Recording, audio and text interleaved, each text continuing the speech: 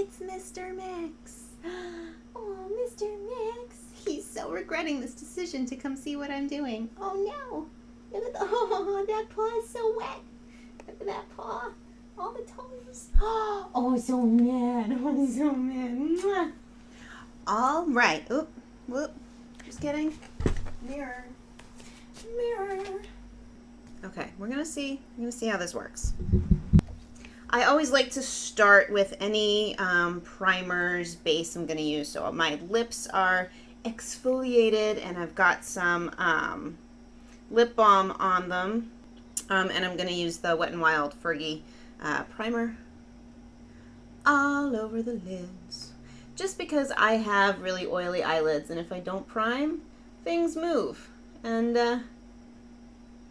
that's not helpful. Okay, so I am really trying to stick with a plan of doing an easy, everyday look. So I'm hoping to restrain myself a little bit and not go too crazy on the eyes, but just in case, let's start with them. I often like to start with the eyes just in case there's any fallout. I usually like to use something shiny, shimmery. So, you know, in case there's any fallout, it's nice to just be able to wipe something away rather than have to go back in with foundation or anything and clean up. So let's do that. So I think the main shadow I'm going to play with today is a Wet n Wild single that has been in my drawer for a long time. I don't usually reach for it because in the pan it doesn't look that exciting. This is the shade Nutty. But I used it in a failed video tutorial I filmed last week. I used this shadow in that look, and it's really pretty on the eyes. It's really shiny and lovely, and it's a good, I think, kind of everyday color because it's enough where, you know, you look really put together, but it's not a crazy color. It's something you could wear to work, I think. So I'm going to start with the crease, and I want this to be kind of a warm look, so I'm going to actually go in with my bronzer as my kind of crease shade. Actually, first, I'm going to take a, from this Hard Candy Birthday Suit palette, which I used in my purple smoky eye tutorial, which, if I remember, I will link below. You can check that out. And just to make the shadows easier to blend, I'm gonna go in. Let's do this lightest shade over at the end. So it'll actually be pretty close to my actual skin tone, for better or worse. And that will just make everything easier to blend, which I think I said already. And this is just the Real Techniques Space Shadow Brush. Now you could of course use a darker shade in the Birthday Suit palette, but like I said, I'm going to go in with my bronzer, and this is the e.l.f. Contour and Blush Kit in St. Lucia, which I've talked about this before. I love it. So I'm just going to tap my brush into the bronzer, just going in with that same Real Techniques, and just lightly bring that into the crease. Now, because especially the outside of my eyelid is pretty droopy, a little hooded, I like to bring that crease shade just a little bit above my actual crease, so it makes it look like I have more lid than I do, if that makes sense. And you can just go back and forth until you have the level of pigmentation that you want. All right, now I'm going into that Nutty shade from Wet n Wild. You could use that same Real Techniques brush. I'm grabbing the e.l.f. $1 eyeshadow brush. This is the flat one. This thing is awesome, especially for $1, and it's really great for packing on shadow on the lid. And then just to kind of blend those two together, I'm going back in with that base shadow brush and just running through the crease once more. Now you could just stop there, but I want a little bit more definition, so I'm going to go back into the Birthday Suit palette and grab this dark kind of chocolate brown. Just a little dab will do ya. And then just going back into the crease.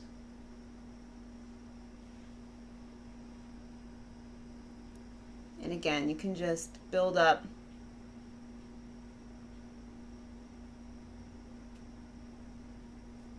until you're satisfied. And then just taking this Real Techniques angled shadow brush just to kind of blend that all together. This is a really nice, soft, fluffy brush. Love it for kind of just blending the edges. So I'm going to stop there for the moment, kind of continue on with the rest of my face, and then go back and finish up the eyes. So next up, I'm going to do my brows. Just going to use my Anastasia Brow Wiz in the color Taupe. So using the spoolie end just to brush the hairs up and a little bit sideways. Please pardon the state. I didn't check that before I started filming, but you know, we're just gonna roll with it.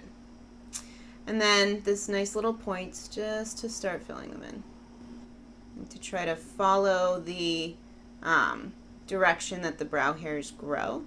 So towards the front of my brow, kind of drawing up, and then in the middle and at the end, kind of making little sideways strokes.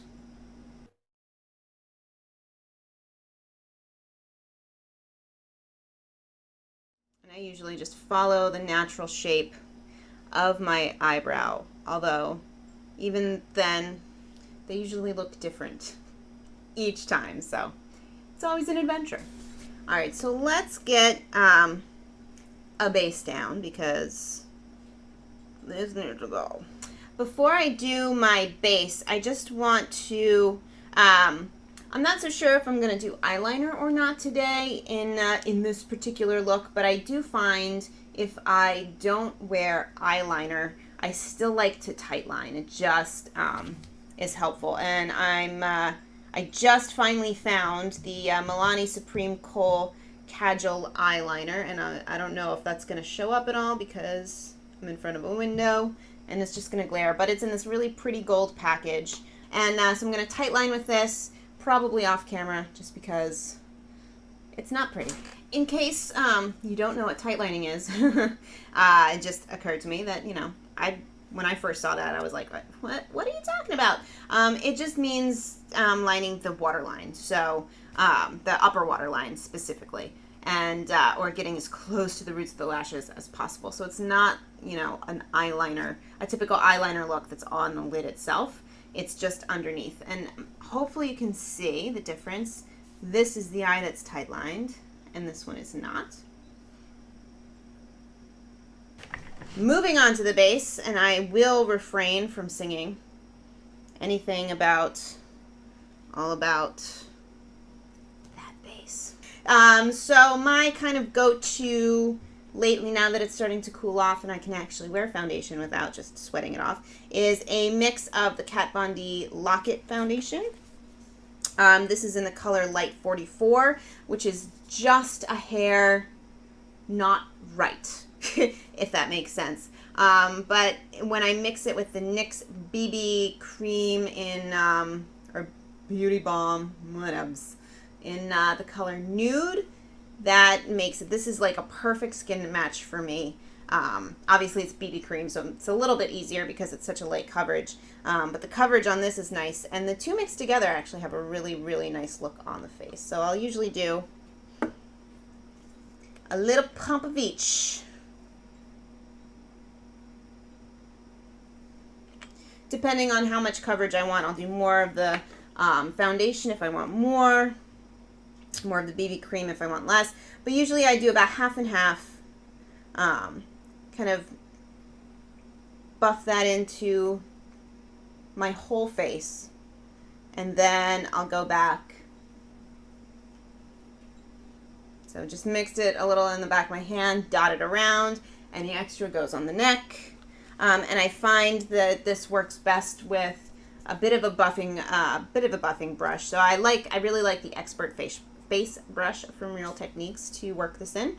And then, because you can kind of do the little paint and buff motions, it's really good at both. So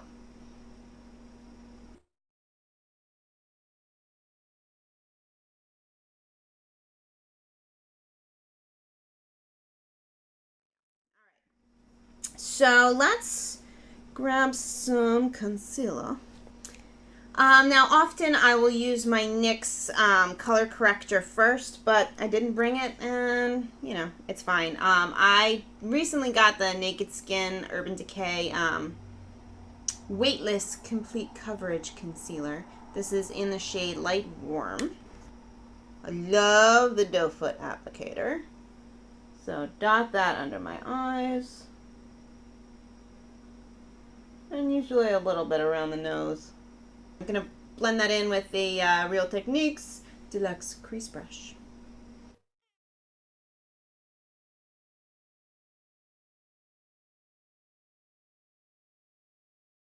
I'm going to set that right away, although probably let the foundation kind of hang out a little bit longer. And I'm setting that with the Wet n Wild Fergie Stay All Day Take on the Day mattifying powder, which I'm actually not the biggest fan of. I haven't had it that long.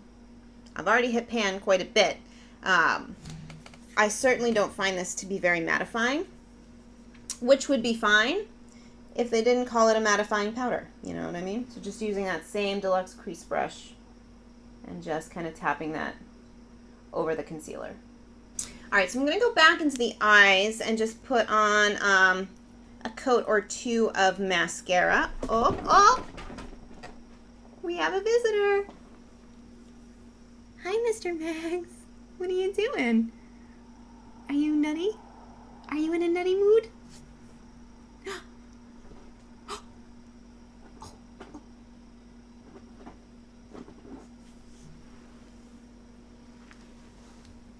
Hi, buddy.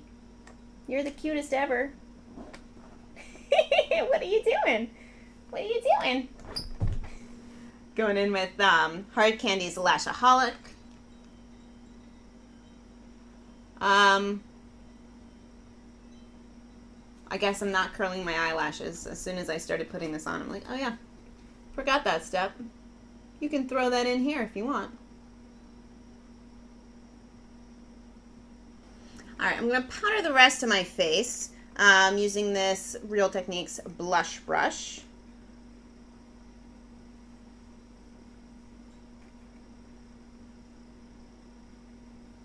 And then to finish off the skin, I'm going to do one necessary and 1 to 2 unnecessary steps. So the first one I think is necessary is blush. And I'm going to use this Wet n Wild blush in Pearlescent Pink.